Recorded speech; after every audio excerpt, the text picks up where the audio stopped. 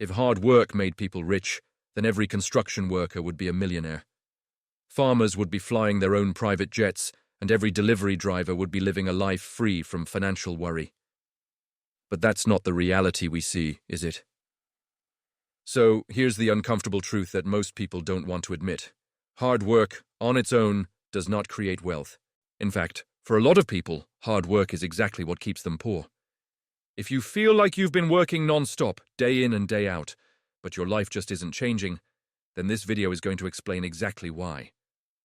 And once you understand this, you will never look at work the same way ever again.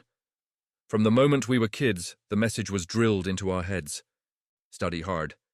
Work hard. Be loyal to your company. The promise was simple. If you do all these things, one day you'll be successful. But what they never told you was the full sentence. The full sentence is, hard work for someone else's dream builds their wealth, not yours.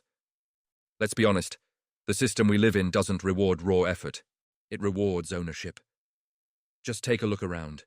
The people who are sweating the most, complaining the least, and physically sacrificing their bodies are often the ones living paycheck to paycheck. Why is this? It's because they are being paid for their time, not for the value they create. And your time is the most limited resource you have. When you stop working, the money stops coming in. That's not building wealth. That's essentially just renting your life out by the hour. Think about it. You only get 24 hours in a day. You have a finite amount of energy, and you only have one body. So if your income is directly tied to your physical presence and the hours you put in, you will always have a ceiling. You will always be capped. The wealthy don't have more time than you do. They don't have a secret 30-hour day. What they have is leverage. Being busy feels productive, doesn't it? It feels important. We wear our busyness like a badge of honor. But busy people are rarely the ones who get rich. Why? Because simply being in motion is not the same as making progress.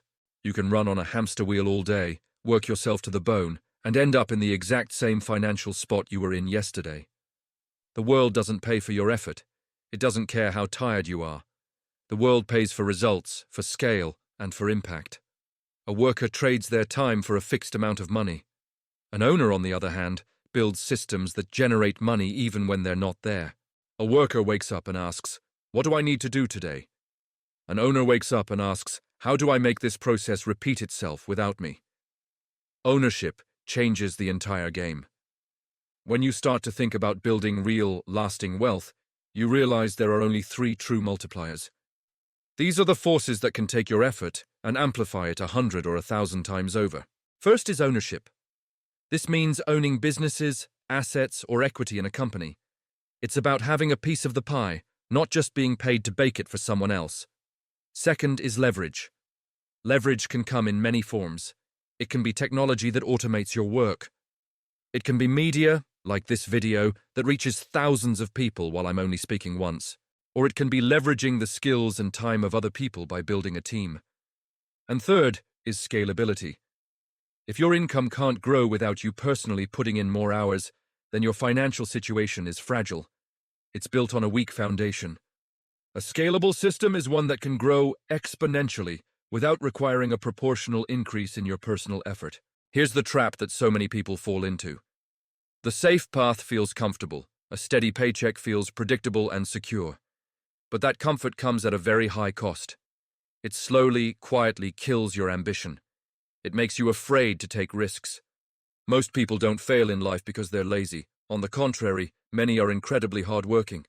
They fail because they're too afraid to leave what is familiar. They're afraid to step away from the security of that predictable paycheck, even if it's keeping them stuck. The market, the economy, it's indifferent. It doesn't care how tired you are at the end of the day. It doesn't care about your good intentions or your loyalty. It pays for very specific things. It pays for rare and valuable skills. It pays for solving big, difficult problems. It pays for influence, and it pays for scale. Think about it this way. One highly skilled content creator, or one smart software developer, can generate more value and income than 1,000 general laborers working their hands to the bone. And it's not because they work 1,000 times harder, it's because they work smarter. They use leverage. Now, I want to be very clear. I am not saying that hard work is useless, far from it. Hard work is absolutely essential, but it must be directed. It must have a purpose beyond just getting through the week. You should use your hard work to learn high-income skills, skills that are in demand and can't be easily replaced. Use your hard work to build assets that will pay you while you sleep.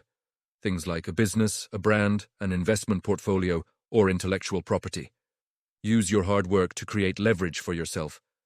And most importantly, use your hard work to own your outcomes. Stop working harder just to spin your wheels in the same place.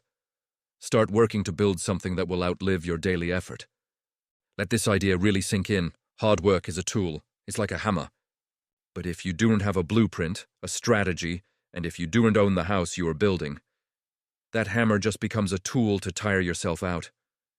Without ownership, leverage, and a clear strategy, hard work becomes a trap that keeps you running in place. So yes, absolutely, work hard. Be the hardest worker in the room. But work for your freedom, not just for your survival. Work to build something that is yours.